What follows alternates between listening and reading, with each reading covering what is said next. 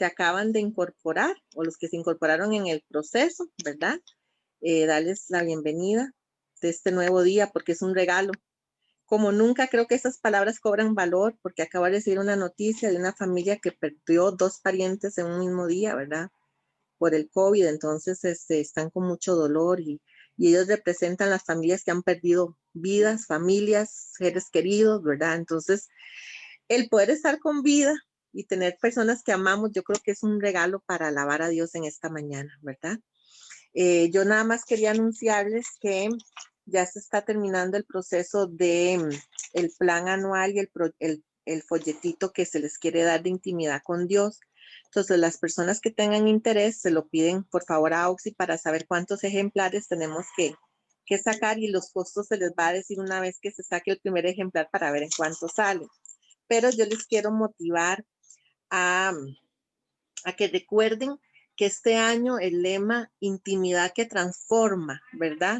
Ese lema es el lema de todo el año, ¿verdad? Entonces, la semana pasada yo les hice como una presentación, ¿verdad? De todo el concepto y llegamos a la conclusión, bueno, yo llegué a esa conclusión de que es una invitación de parte del Señor, o sea, no es cualquier invitación, ¿verdad?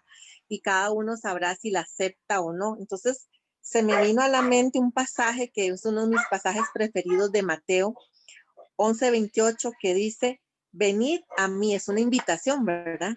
Venid a mí todos los que estéis cansados, agobiados, momentos en la vida donde hay cansancio y agobio, ¿verdad? Y no solamente físico, puede ser emocional, espiritual o integral, ¿verdad? Entonces, Jesús te hace hoy una invitación a estar con Él. Esa intimidad que transforma, ¿verdad? Y requiere un compromiso. Y esa es la parte que quiero enfatizar. Es un compromiso, porque cuando Jesús llamó a los 12 para que estuviesen con Él, los 12 aceptaron el estar con Él. Y eso implicó dejar redes, dejar muchas cosas para entrar en ese proceso de que el Señor los estaba formando para una misión, porque no solamente es el tema de que es para estar con Él, ¿verdad? Sino que hay detrás un plan intencional de parte del Señor y es adorarle y servirle, porque dice que los llamó para que predicaran las buenas noticias. Y las buenas noticias es que Jesús nos ama y nos ha salvado de la muerte eterna, ¿verdad? Para el que cree, tener esta vida eterna. Pero también dice que para que tuvieran autoridad para sanar y para liberar. Entonces, esta invitación es una invitación de una primera fase, creo yo, así es como lo he tratado de entender. Es una invitación con Él, a estar con Él. Y necesitamos ambientar, porque la otra semana vamos a tener nuestro primer retiro. La idea es ambientar el lugar, prepararnos, ¿verdad? Para estar con Él. Entonces, en estos tiempos, va a trabajar el Señor mucho nuestro corazón, ¿verdad? Entonces la pregunta que yo les lanzo es, ¿cómo está tu corazón? ¿Cómo está tu corazón? Y esto es un termómetro al corazón. Esto es un termómetro que va a ser en la intimidad con Dios, donde Él va a ir sacando para ir sanando o para ir formando o para ir creciendo, porque se me ocurrieron como varias cosas. Por ejemplo, ¿qué hay en mi corazón? ¿Verdad? ¿Qué hay? Hay perdón, hay gratitud, hay soledad, hay falta de perdón, hay resentimiento, hay dolor, hay culpa, hay vacío. Todas esas emociones ustedes pueden ponerle más, ¿verdad? ¿Qué hay? Y muchas veces eso solo Dios lo sabe, ¿verdad? Entonces yo siempre he dicho que nosotros los seres humanos somos muy buenos actores y muy buenas actrices y estamos en la era de la apariencia, entonces todo es mucha apariencia, pero Dios ve el corazón. Entonces, en esa intimidad que Dios nos está invitando, porque es Él, ¿verdad? La pregunta clave es, ¿cómo guardamos el corazón? ¿Cómo nosotros podemos guardar día a día el corazón? Y se me vino a la mente un solo pasaje para darle espacio a Karen, que está en Proverbios 4:23, que dice, sobre toda cosa, guarda tu corazón, por una razón, porque de él mana la vida. Un corazón lesionado, un corazón dañado, es un corazón que va a estar enfermo. Y es en la presencia de Dios donde yo sé que Dios va a hacer cosas maravillosas, ¿verdad? En esta invitación. Entonces, el mismo proverbista da unas pautas para guardar el corazón y son 7 pautas en ese pasaje. Él dice, aparta la perversidad de tu boca. ¿Qué es la perversidad? ¿Cómo se manifiesta la perversidad? Porque la abundancia del corazón habla la boca. Dice, aparta. Después dice, aleja de ti la iniquidad de tus labios. ¿Qué significa iniquidad? Todo eso es como para que ustedes vayan pensando. Dice, tus ojos miren lo recto. ¿Qué será? Que nuestros ojos ven lo que no es recto. ¿Qué es lo que es recto? ¿Qué es lo que no es recto? Pero habla de una santidad, porque todo lo que entra por la vista se queda muchas veces en la mente, ¿verdad? Miren tus ojos lo que es recto. Dirijan tus párpados hacia, dice, lo que está delante de ti. Dice, examina las sendas de tus pies. Y esos todos son como comparaciones, porque usa el cuerpo, ojos, párpados, boca, pies, ¿verdad? Está hablando de todo el ser y está hablando de una forma metafórica porque las sendas hablan de nuestra forma de vivir, nuestra forma de actuar. Todo esto tiene que ver con el corazón. Dice, todos tus caminos sean rectos. La pregunta que yo me hago, ¿son todos mis caminos rectos? No te desvíes a la derecha ni a la izquierda. Y dice, y aparta tu pie del mal. Da 8 pautas el proverbista para enseñar cómo guardar el corazón. Entonces, así a grosso modo, es un tiempo para ponernos a cuentas, para examinarnos, para saber cómo estamos. Ese termómetro mide, ¿verdad? Es como una medición al corazón en ese tiempo de intimidad con Dios. Entonces, yo sé que va a ser algo fuerte porque va a tocar partes sensibles del corazón, pero es lo que Dios quiere, ¿verdad? Él dice que al que Él disciplina ama, y la disciplina habla de amor y dolor, porque no es fácil. Cuando las ovejas son arriadas, yo creo que no les gusta, pero hay que hacerlo, porque si no se desvían y se pierden, ¿verdad? Entonces, es una decisión muy seria, es de alto precio, es de alto valor. Entonces no podemos tomarlo como una actividad a la ligera. El próximo retiro están cordialmente invitados, ¿verdad? A esta invitación de Jesús hacia nuestras vidas. Creo que Dios, en su amor y su misericordia, quiere corregir áreas de nuestro corazón y quiere que Él caminemos en esa rectitud de corazón, ¿verdad? Como dice, salud madre, como dice el salmista, ¿verdad? Que nuestro corazón vea lo que es recto, ¿verdad? Entonces, es una invitación. Nada más quiero que sepan, ¿verdad? Que estamos en este proceso y estamos estudiando el libro de Marcos, y Karen nos va a dar una enseñanza muy linda hoy acerca del Evangelio de Marcos. Entonces vamos a orar, Karen, ¿verdad? Para empezar, y que sea el Espíritu Santo. Yo digo que esto es una tarea del Espíritu Santo. Nadie sabe lo que hay en nuestro corazón, solo Él, pero como Él lo sabe, entonces atina, ¿verdad? A lo que hay a la necesidad que tenemos de corregir porque nos ama, ¿ok? Señor, en esta mañana, Padre, queremos poner nuestro corazón, nuestra mente, que los distractores de la vida, Señor, esos distractores que nos estorban para escuchar bien tu voz. Porque si hay algo que yo he aprendido, como dice en Juan 10:10, tú nos conoces, tú conoces quiénes somos, pero nosotros no sabemos quién tú eres hasta que decidamos tener, Señor, este tiempo de apartarlo y conocer a través de tu palabra. Señor, pon sed en nuestro corazón, que el estudio de la palabra sea algo constante, no solo un sábado, no solo un domingo, no solo un día especial en que se asigna algo, sino que sea diario, que la palabra sea el alimento, así como las ovejas comen alimento fresco, Señor, que así seamos nosotros con tu palabra, que haya frescura en nuestra alma, Señor. Límpianos de toda culpa, de toda iniquidad, de toda perversidad, como dice el salmista. Señor, examíname, examíname, examíname, Padre.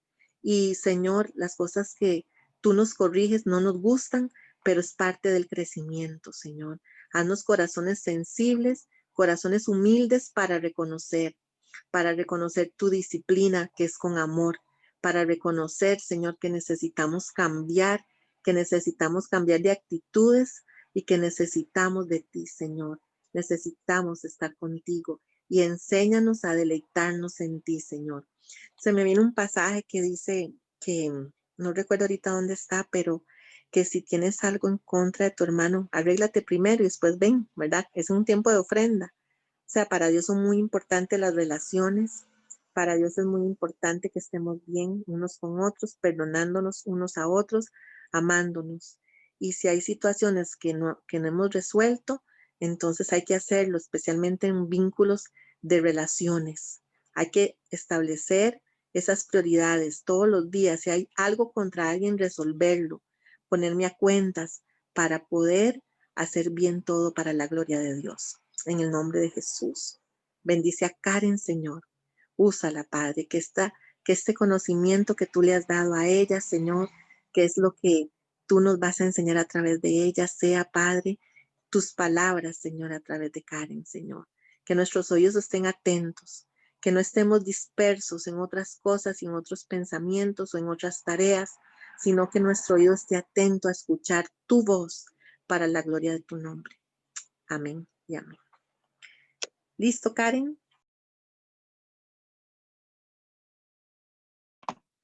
Bueno, buenos días a todos. Veo que ya pusieron a grabar, entonces, gracias. Primero quiero decirles que, bueno, algunos estaban ayer, ya saben que voy a repetir, ¿verdad? Lo que mencioné ayer, porque el plan es que como estamos leyendo los evangelios cada mes, pues tengamos un panorama de los general, ¿verdad? Entonces, como algunos van los sábados y otros los domingos, pues entonces voy a repetir la enseñanza, aunque siempre sale algo diferente, ¿verdad? Tengo que decir que ayer fue muy lindo, ¿verdad? Muy interesante. Bueno, don Oscar que estaba y Yadi y todo, ¿verdad? Amén, amén. Porque también tuvimos la oportunidad de hacer preguntas. Entonces yo quiero, como somos un grupo pequeño, ¿verdad? Los que han ido leyendo el Evangelio o tienen alguna pregunta, pues siéntanse en libertad. Yo voy a parar en un momento para abrir espacio para preguntas y si tienen algún comentario o algo, pues hagámoslo así, ¿verdad? Participativo. Entonces, voy a compartir una pantallita aquí, si puedo, ¿verdad? No sé si tengo permiso para compartir. Vamos a ver. Voy a ver, Karen. Voy primero a dar unos datos generales. Sí. Voy primero a dar unos datos generales del Evangelio. ¿Por qué hacemos esto? Pues para que cuando vayamos leyendo tengamos una imagen más clara, ¿verdad? De lo que el Evangelio trata y de los detalles. Yo voy a ver, voy a hacer algo general, voy a ver algunos de los detalles importantes y al final voy a terminar con lo que para mí es el corazón del Evangelio, ¿verdad? Y quiero destacar eso para que cuando estén leyendo pues puedan observar, ¿verdad? Las cosas. Entonces, voy a hacer una parte, pauso, si tienen preguntas, vemos, y así vamos a ir, ¿ok? Los datos generales del Evangelio de Marcos. Primero, bueno, una fecha tentativa en que se escribió el Evangelio. Tengo que decir antes, ¿verdad? Que tenemos 4 evangelios. Esto es algo, ¿verdad? Que no está aquí, pero 4 evangelios. Los 3 primeros evangelios, ¿verdad? Se llaman evangelios sinópticos porque son, o sea, Mateo, Marcos y Lucas, porque son evangelios que están escritos desde la misma perspectiva. Entonces, si uno lee Marcos, Mateo y Lucas, pues se va a encontrar con que tienen más o menos los mismos relatos, las mismas historias de la vida de Jesús, aunque tienen a veces detalles distintos, depende del enfoque del autor. Marcos es el más pequeño de los 3, entonces casi todo lo que está en Marcos está también en Mateo y en Lucas, ¿de acuerdo?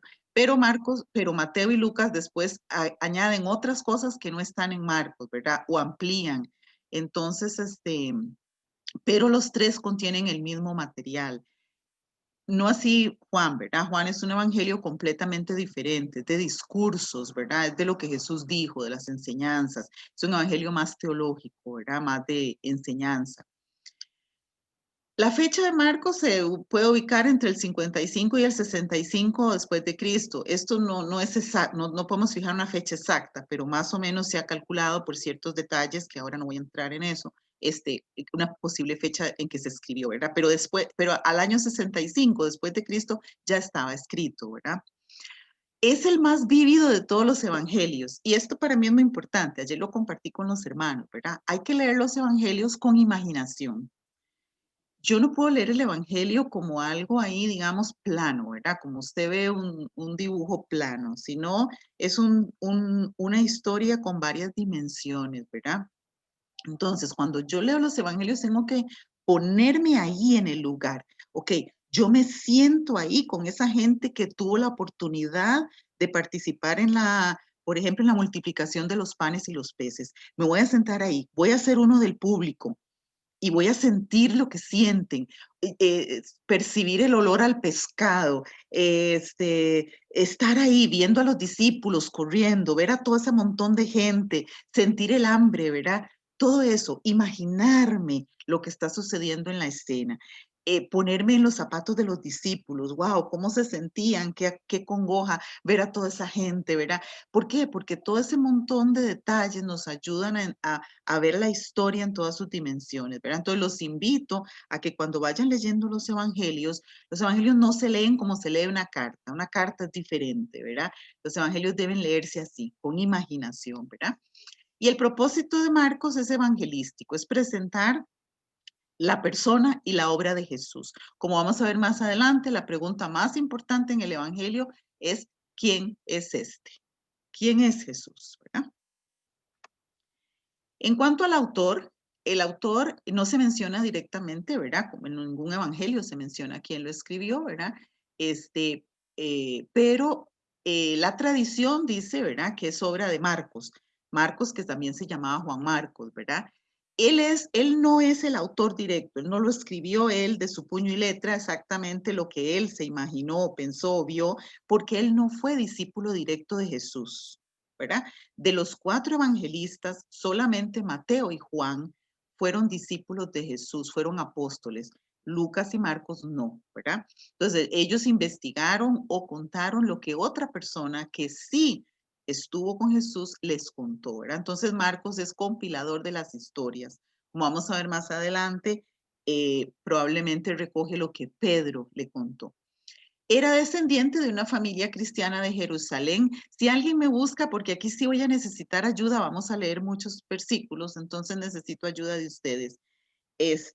No los puedo ver, espero que estén ahí, pero si me ayudan, les agradezco. Hechos 12:12, Hechos 13:13 y 2 Timoteo 4:11. Necesito, por favor, un voluntario. Hechos 12:12, Hechos 13:13 y 2 Timoteo 4:11.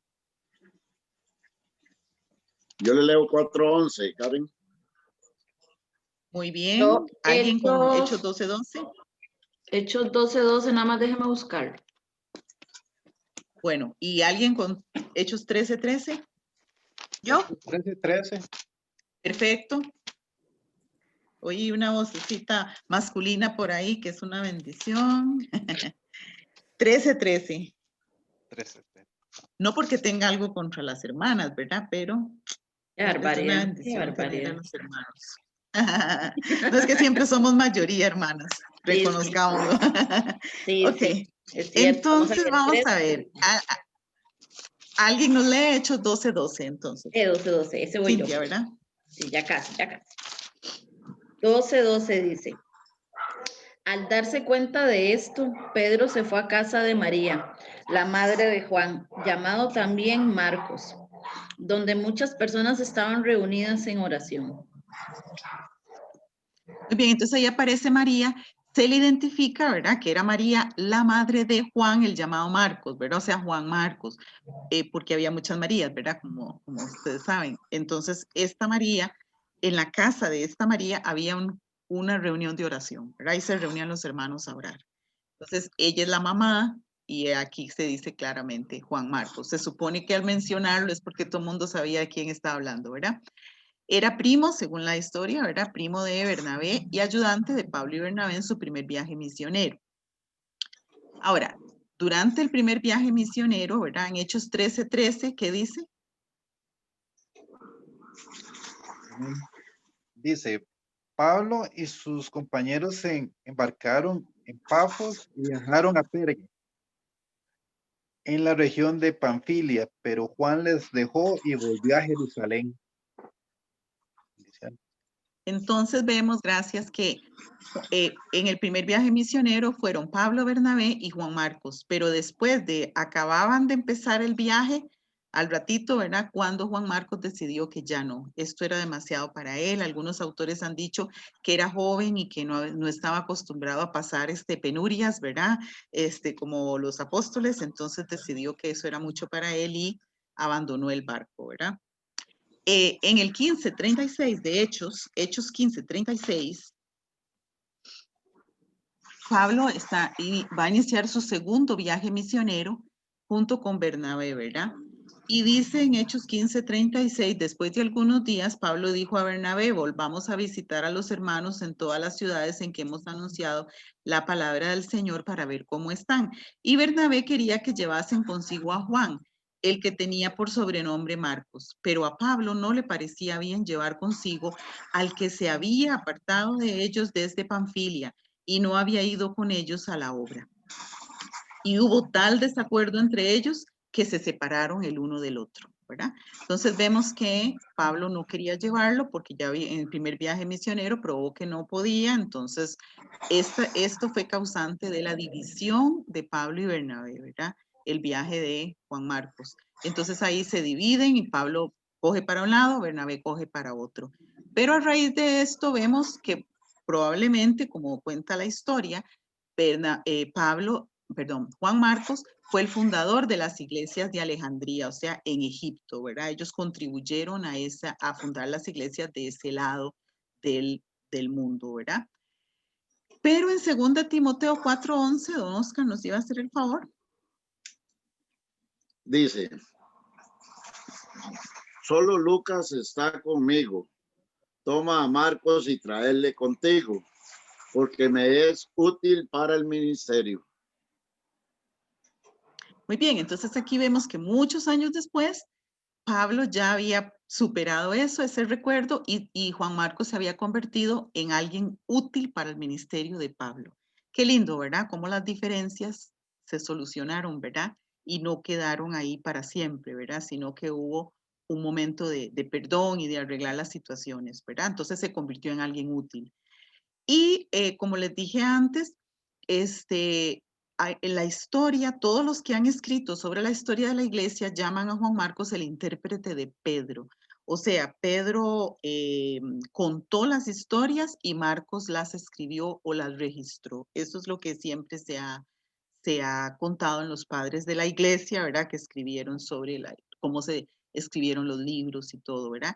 Orígenes, uno de los historiadores, dice que Marcos escribió el Evangelio a medida que que Pedro se lo explicaba o se lo dictaba, ¿verdad? Datos curiosos del Evangelio de Marcos. 42 veces aparece la palabra de inmediato, enseguida, al instante. Entonces, esto nos hace ver que este evangelio es un evangelio de rapidez.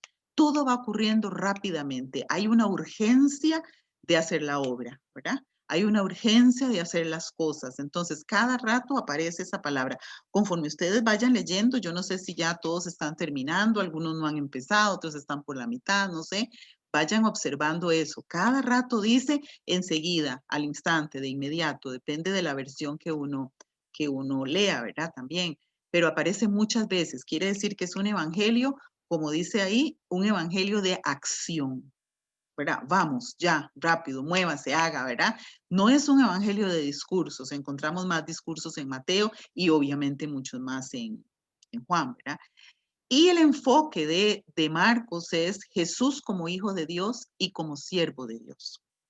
Así es como se va a ver a Jesús en todo el evangelio, ¿verdad? Hijo de Dios y siervo de Dios, pero voy a enfocarme en esto más adelante. Probablemente se dice que se escribió para los romanos.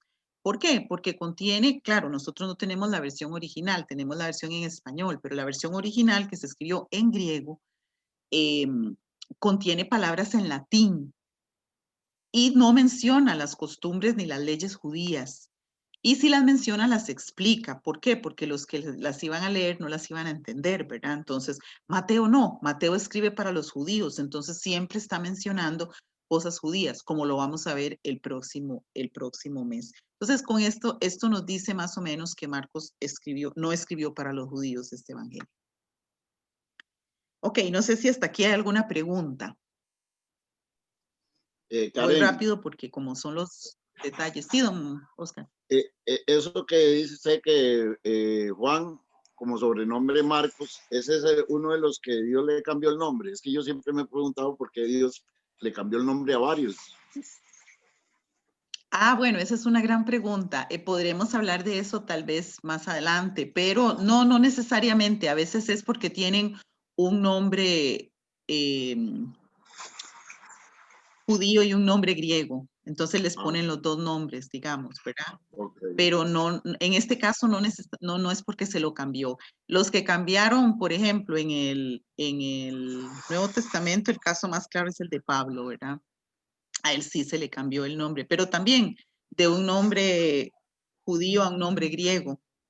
Entonces era más por pasar a otro país, como digamos que, bueno, yo no soy un ejemplo porque mi nombre funciona en inglés o en español, pero digamos alguien que se llamaba James en inglés y cuando se viene a vivir a América Latina le dicen Santiago, porque esa es la traducción.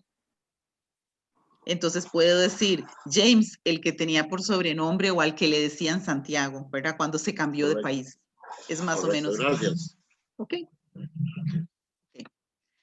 Bueno, Marcos es el evangelio de las reacciones personales. Esto es muy interesante. Hay muchas reacciones emocionales y muchas reacciones fuertes en el evangelio. Cada vez que Jesús hace un milagro o dice algo, hay una reacción. Esto quiere decir que la gente no puede permanecer imparcial o neutral, ¿verdad? Ante las cosas que Jesús hace o dice, ¿verdad? Entonces voy a leer algunos versículos, a ver si me ayudan a buscar rapidito. Alguien me lee Marcos 1:27. Otro me lee Marcos 4:41. A ver, 1:27, ¿quién dice yo? Uno yo. Marcos 27, yo. Está bien, Bien. Socorro. Sí, Socorro, gracias. 4:41. Yuri. Yuri, gracias. 6:14. Yo, Yadira. Muy bien, gracias. 7:37. Le dejo, porque es mucho. Con mucho gusto. ¿Yo? Ok, ¿quién dijo yo? Karim. 7:37. Karim. 7:37. Ah, gracias. 14:1. Yo, Marixa. Gracias. Y 2:7.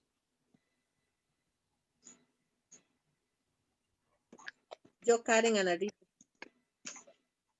Gracias. Ok, entonces vamos a ver las reacciones aquí. Vamos a ver reacciones de los discípulos, de los enemigos de Jesús, de todo el mundo. Ok, entonces, 1:27. Ok. Y todos se asombraron de tal manera que discutían entre sí diciendo, ¿qué es esto? ¿Qué nueva doctrina es esta? Que Muy con bien, entonces, autoridad manda aún a los espíritus inmundos y le obedecen. gracias. Entonces vemos que la autoridad de Jesús causa asombro, ¿verdad? Se asombraron. 4:41.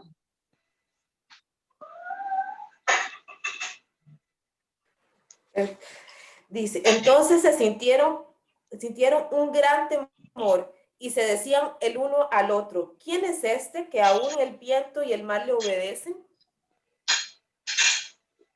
Muy bien, entonces aquí se refiere a los discípulos, ¿verdad? La reacción de ellos fue temor cuando vieron lo que Jesús hizo el milagro, ¿verdad? Por un lado asombro, por otro lado temor. En 6:14. Oyó el rey Herodes la fama de Jesús, porque su nombre se había hecho notorio y dijo, Juan el Bautista ha resucitado de los muertos, y por eso actúan en él estos poderes. Entonces aquí vemos la reacción de Herodes, ¿verdad? Estaba intrigado. ¿Qué fue? ¿Que Juan el Bautista resucitó? ¿Verdad? ¿Cómo? ¿Cómo es que hace estas cosas, verdad? 7:37. Llenos de admiración decían, todo lo hace bien, Hasta puede hacer que los sordos oigan y que los mudos hablen. ¡Wow! Todo lo hace bien. Vean lo que puede hacer, ¿verdad? Atónitos, perplejos, ¿verdad? Ante las acciones o los milagros. 14:1. 2 días después era la Pascua y la fiesta de los panes sin levadura, y buscaban los principales sacerdotes y los escribas cómo prenderle por engaño y matarle. Hostilidad, ¿verdad? Enemistad declarada, ¿verdad? Están buscando de qué manera, con engaños, porque no lo pueden hacer de una manera legal, no había nada que acusar a Jesús, entonces están buscando cómo arrestarlo, ¿verdad? Y matarlo. Hostilidad total, abierta. 2:7.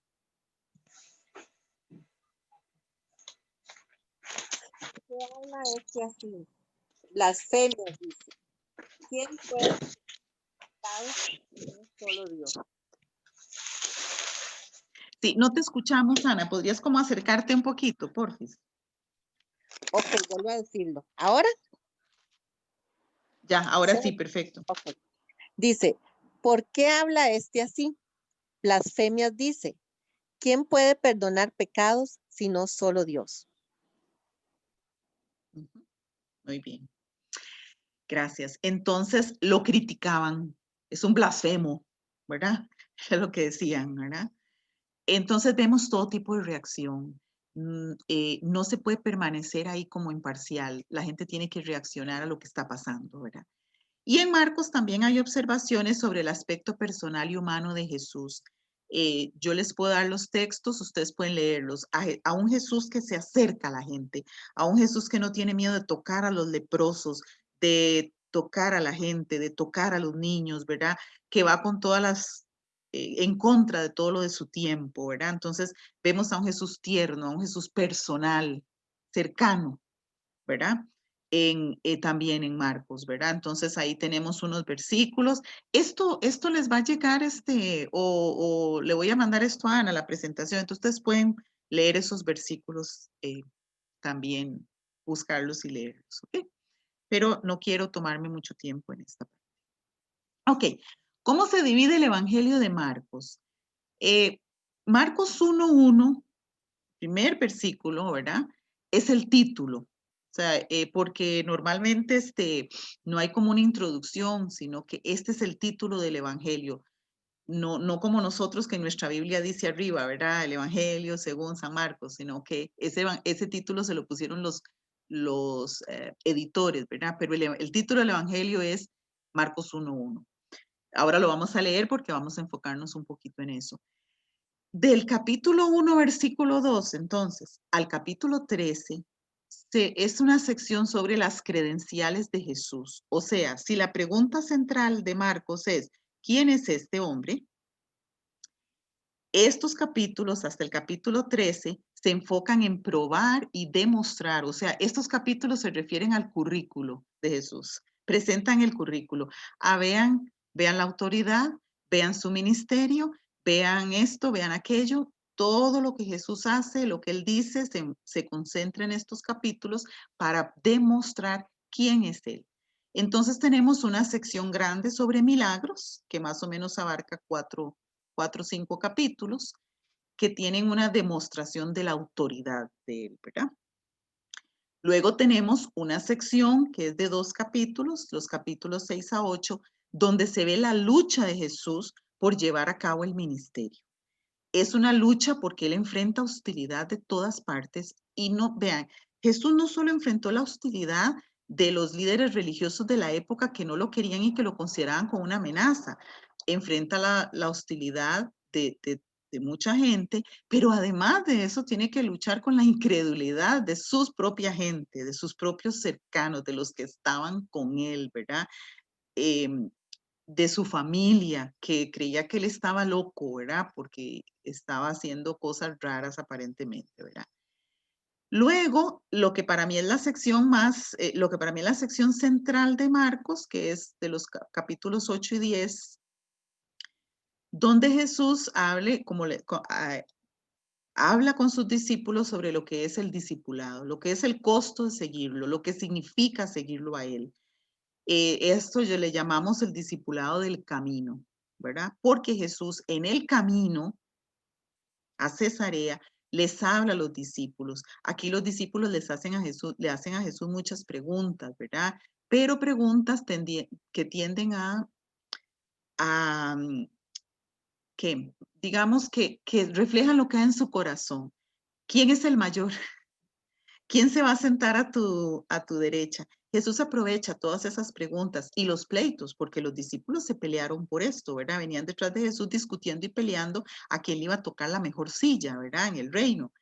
Y entonces Jesús aprovecha estas situaciones que se dan, los pleitos entre los hermanos y todo, para enseñar sobre lo que es el costo del discipulado y sobre lo que realmente vino a hacer él, lo que es su misión, ¿verdad? La última sección aquí es sobre el viaje hacia la cruz, que es cuando Jesús va hacia Jerusalén con sus discípulos, ¿verdad? Y aquí les habla sobre cosas sobre el futuro y sobre lo que va a pasar en Jerusalén, que lo van a matar, ¿verdad? 3 veces les anuncia su muerte, etcétera, ¿verdad?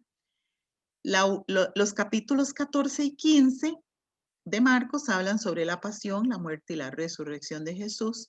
Y el capítulo 16, el último, es la comisión de los discípulos, donde les dice lo que van a hacer, y la ascensión, o sea, cuando él sube al cielo. ¿Okay? Entonces, más o menos para que tengamos una visión, un panorama general de lo que es. Hasta aquí todo bien. ¿Okay? Ahora, Marcos tiene un interés de demostrar que Jesús tiene autoridad.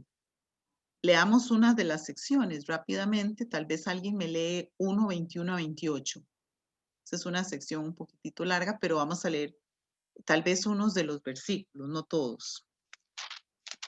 Vamos a leer Marcos 1.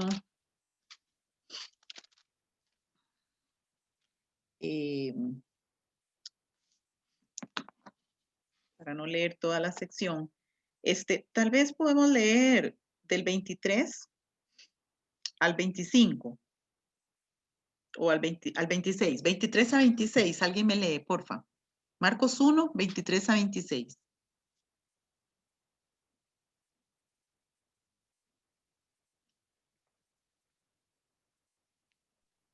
Amén.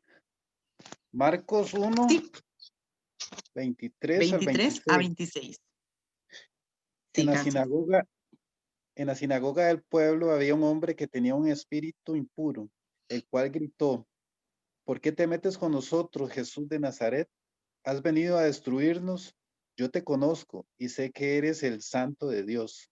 Jesús reprendió a aquel espíritu diciéndole: cállate y deja a este hombre. El espíritu impuro hizo que al hombre le diera un ataque y gritando con gran fuerza salió de él. Gracias. Entonces vemos aquí, ¿verdad? Que Jesús tiene autoridad sobre los demonios, ¿verdad? Que son los primeros, obviamente, que reconocen quién es Jesús, ¿verdad? Jesús tiene autoridad para perdonar pecados, ¿verdad? Y eso le causó un gran problema con los religiosos de su tiempo. Jesús tiene autoridad sobre el sábado y sobre la ley, ¿verdad? Tuvieron una discusión también sobre este tema. Él dijo que el Hijo del Hombre era Señor del sábado. Jesús tiene autoridad sobre la naturaleza y Jesús tiene autoridad sobre la muerte, porque resucita a los muertos, porque calma las tormentas y los mares, ¿verdad? Entonces vemos un interés en mostrar quién es Jesús, que este hombre tiene autoridad real, ¿verdad? Ahora, la gran pregunta del Evangelio es: ¿quién es este? Y voy a hacer un recorrido por el Evangelio con esta pregunta en mente, ¿verdad? Primero, alguien léame, por favor, Marcos 1:1. Recordemos que ese es el título, ¿verdad? Marcos 1:1. Yo lo leo. Dice: Sí, por favor. principio de la buena noticia de Jesucristo, el Hijo de Dios.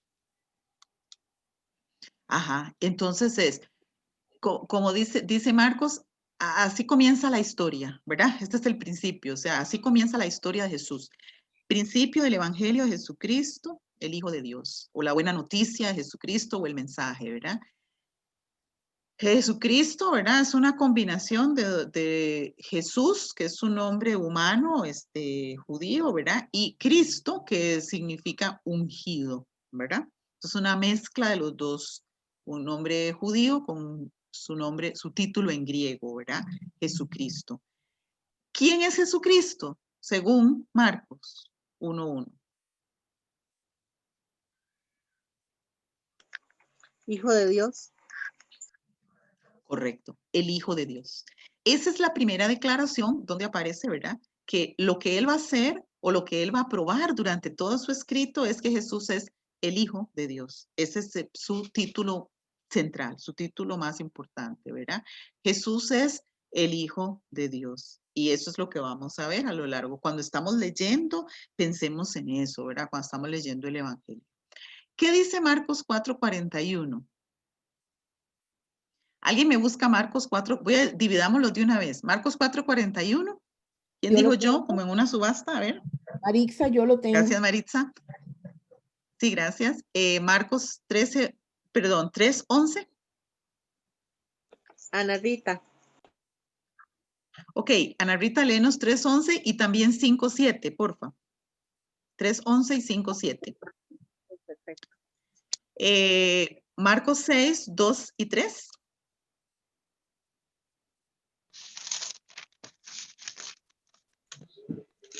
Yadira.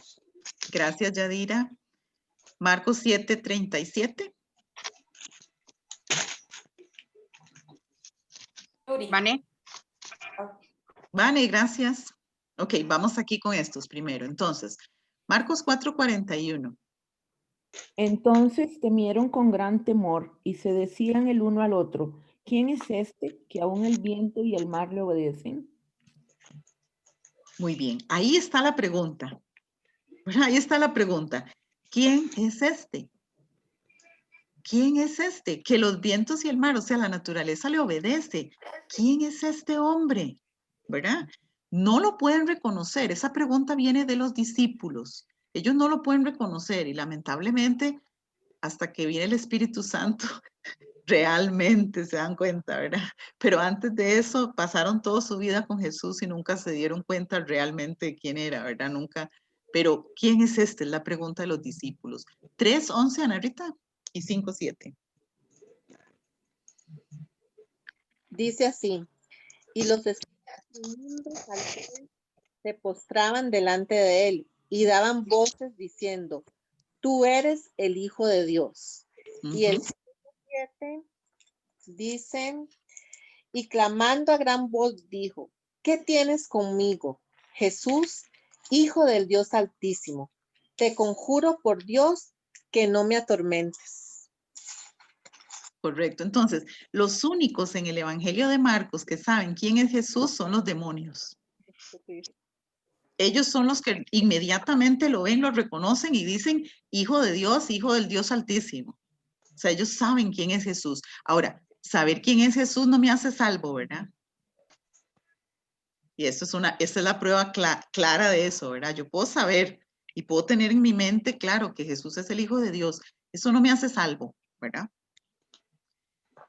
6:2 y 3 de Marcos. Cuando llegó el sábado comenzó a enseñar en la sinagoga y muchos oyéndolo se admiraban y preguntaban, ¿de dónde saca estas cosas? ¿Y qué sabiduría es esta que le es dada? Y esos milagros que con sus manos son hechas. ¿No es este el carpintero, hijo de María, hermano de Jacob, de José, de Judas y de Simón? ¿No están también aquí con nosotros sus hermanas? Y se escandalizaban de él. Exacto. La gente de su pueblo natal, de su barrio, ¿verdad? Se hace la pregunta, ¿quién es este? O sea, no es el vecino, que nosotros lo vimos crecer y todo, el fulanito. ¿De dónde saca esta autoridad? ¿De dónde saca esto, verdad? ¿Cómo se le ocurre hacer estas cosas, verdad? No es este fulano de tal. Detrás está la pregunta. ¿Quién es este? No es el fulano que vivía con nosotros. 7:37. Y en gran manera se maravillaban, diciendo, bien lo ha hecho todo, hace a los sordos oír y a los mudos hablar. Gracias. Esto está la pregunta también aquí, ¿verdad? Hace a los sordos oír y todo, vieron los milagros, pero no los reconocieron. No lo reconocen. Todos los que vieron los milagros no lo reconocen como Señor ni como Hijo de Dios, ¿verdad? Nada más lo reconocen como alguien que anda haciendo bien las cosas, ¿verdad? Como alguien que reconoce a Jesús como un profeta muy bueno, como un maestro, como un iluminado. Vemos que a Jesús le han puesto de todos los títulos, ¿verdad? Pero no necesariamente reconocen que Él es el Hijo de Dios. Voy con Marcos 8, 27 al 29, lo voy a leer. Este es el corazón, digamos, el clímax del Evangelio. Aquí, digamos, antes de Marcos 8 y después de Marcos 8, 27, a un cambio en el Evangelio con la pregunta que hace Jesús, ¿verdad? Dice 8, 27, salieron Jesús y sus discípulos por las aldeas de Cesarea de Filipo y en el camino, ¿verdad? Recordemos que es el discipulado del camino aquí. Preguntó a sus discípulos diciéndoles, ¿quién dicen los hombres que soy yo? Es la pregunta, ¿quién soy yo? Dice Jesús. Ellos respondieron, unos dicen que es Juan el Bautista, otros dicen que eres Elías, otros que eres alguno de los profetas. Entonces él se vuelve directamente y ya hace la pregunta específica. ¿Y ustedes? Después de que han caminado con Jesús y han visto todos los milagros y todo, ¿ustedes quién dicen que soy? Y Pedro, ¿verdad? Respondió, tú eres el Cristo, ¿verdad? Y en otra versión creo que dice, o en Mateo creo que amplía y dice, tú eres el Cristo, el Hijo del Dios viviente. Pedro, ¿verdad? Guiado, como dice Jesús en Mateo, ¿verdad? Cuando Mateo amplía esta información, dice que Jesús le dijo, no te fue revelado por carne ni sangre, sino por el Espíritu Santo, ¿verdad? Pero Pedro dijo esta declaración, pero realmente no entendió en su totalidad lo que significaba esta declaración hasta después, ¿verdad? Ok. En Marcos 14, 61 y 62, ¿alguien me lee, por favor?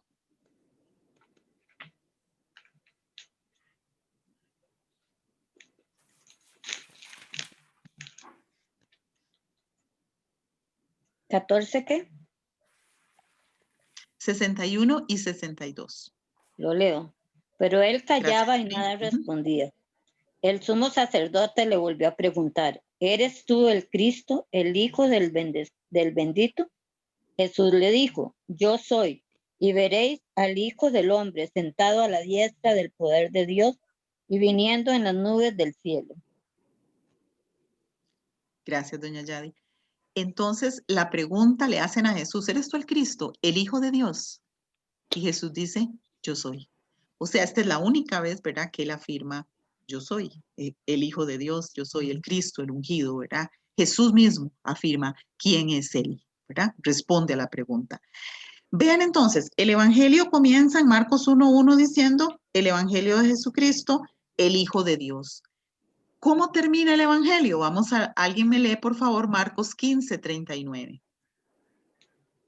Después de la muerte de Jesús, cuando se rasga el templo, encontramos este versículo. 15:39. Sí, Dice, gracias, Yuri. el centurión que estaba frente a él, viendo que después de clamar había expirado, así dijo, verdaderamente este hombre era hijo de Dios. Exacto. Entonces aquí vemos que ya, digamos, se cierra, ¿verdad? El Evangelio con esta declaración, porque era la intención de Marcos mostrar que Jesús era el Hijo de Dios. Y este hombre, en este momento, cuando Jesús muere, reconoce verdaderamente. ¿Quién es este? Verdaderamente, este es el Hijo de Dios. ¿Verdad? Entonces ahí vemos que se cumple la misión de Marcos. Pero vean qué interesante, porque es un centurión romano, ¿verdad? No es judío.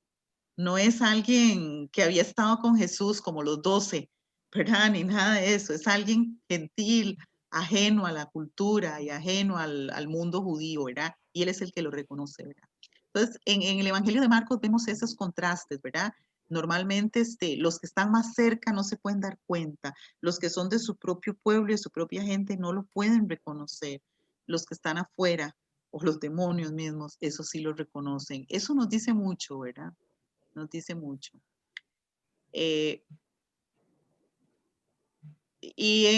Para mí, bueno, una de las declaraciones más importantes del Evangelio está en Marcos 1:14. Voy a leer esta y con esta vamos a ir terminando. Marcos 1:14. Después de que Marcos 1:1 afirmó, ¿verdad?, que es el Hijo de Dios, vamos a ver qué dice Marcos 1:14. Recordemos que, yo creo que lo copié mal. Sí, lo copié mal. No es 14, es 11, perdón. 14. Marcos 1:11, no 14. Recordemos que Juan el Bautista estaba bautizando, ¿verdad?, para arrepentimiento de pecados y preparar el camino del Señor. Y Jesús llega para ser bautizado por Juan el Bautista, ¿verdad? Y entonces una vez que sale del agua, ¿verdad?, dice en el versículo 11, vino una voz de los cielos que decía, tú eres mi Hijo amado, en ti tengo complacencia. Esta es sin duda la declaración más importante acerca de Jesús que se hace, ¿verdad?, en el Evangelio, porque esta declaración viene de Dios mismo, ¿verdad? Dios mismo dice, tú eres mi Hijo amado. Como compartí ayer con los hermanos, esta declaración se da antes de que Jesús inicie su ministerio. Jesús no tuvo que hacer nada para que su Padre lo declarara Hijo amado. Jesús no fue que Dios lo declaró Hijo amado después de que murió y dijo, ahora sí, como usted fue obediente, lo voy a declarar Hijo amado, ¿verdad? Ahora sí, como usted cumplió la misión, entonces usted es Hijo amado. No. Dios lo declaró Hijo amado antes de que empezara todo. Y esto es vital. ¿Por qué? Porque Jesús es el Hijo amado porque el Padre así lo determinó. Y esto, a mí me parece, ¿verdad?, que esta declaración fue la que ayudó a Jesús a cumplir su tarea y fue la que ayudó a Jesús a vencer la tentación, porque inmediatamente después de esta declaración tan grande, viene la tentación, ¿verdad? Y la tentación de Jesús tiene que ver con esto, con su identidad como hijo amado de Dios. Eso es lo que el diablo quiere distorsionar, su identidad como hijo. Y es la declaración del Padre la que le ayuda a Jesús a vencer la tentación. Es la declaración del Padre la que le ayuda, la que le ayuda a Jesús a llevar a cabo su tarea, su misión, su ministerio hasta el final. Ser hijo amado. Y esto no fue algo lo que Jesús tuvo que convencerse, como, ay, sí, yo soy hijo amado, no. Fue algo que Dios declaró sobre él y él asumió esta identidad de hijo amado. Para mí esto es central, digamos, también, porque luego de que Jesús, ¿verdad?, cumple su ministerio y todo, nosotros somos hijos amados de Dios también, por la obra de Cristo. Nosotros pasamos a ser hijos amados. Y es gracias a esa declaración que nosotros podemos disfrutar de todos los privilegios del reino, de todos los privilegios, de todo lo que Jesús pagó y compró y de todo lo que Jesús hizo. Nosotros solo disfrutamos lo que Jesús hizo. Y yo no tengo que hacer cosas para que Dios diga que yo soy su hija amada. Él solo me ama porque me ama con todos mis berrinches y todas mis suciedades y todas mis cosas. Él me ama. Y yo no necesito probarle a Dios nada. Dios me ama porque Él tomó la decisión de amar. Y vean, Dios nos pudo haber justificado sin adoptarnos como hijos. Pudo habernos justificado y ya. Pero nos justifica y después de eso nos acepta como hijos amados. Si eso no nos hace revolver todo de adentro, ¿verdad? Y todo el corazón y todo, no hay nada que lo haga, porque definitivamente recibir una declaración del Padre, yo creo que la misma declaración la hace Dios sobre nosotros, no por nosotros, sino en el Hijo. por lo que el Hijo hizo por nosotros. Nosotros somos hijos amados de Dios, ¿verdad? Pero ese será tema para desarrollar en otro momento. Entonces, no sé si ustedes quieren, ¿alguien quiere comentar algo? Y si no, Karen, yo pero a sí. lo largo entonces de todo el Evangelio trata de probar Marcos eso, ¿verdad? Jesús, y dejar claro quién es Jesús. Ana. Sí, es que cuando usted inició la enseñanza, usted habló del propósito evangelístico de Marcos, ¿verdad? De demostrar, ¿verdad? De que Jesús es el Hijo de Dios. Y entonces cuando usted cita la declaración del centurión, que es romano, que es pagano, ¿verdad? Que él dice, verdaderamente, este es el Hijo de Dios, ahí cumple el propósito, ¿verdad? De establecer que sí se llega a las personas gentiles, por decirlo de alguna manera. O sea, esa declaración Exactamente. cumple el propósito de Marcos. Así es. Ujú. ¿Alguien más quiere comentar algo o preguntar algo? Karen, que usted decía que, Sí, sí, que ojo, que lo reconocen más los espíritus malos que, perdón, que los propios seguidores. A mí eso me ha venido a colación porque hay personas en mi vida a mí que no, o sea, que me lo han dicho, porque me lo han dicho, se acercan a mí y de un pronto a otro no me soportan y ellos no saben por qué. Pero a mí me da risa.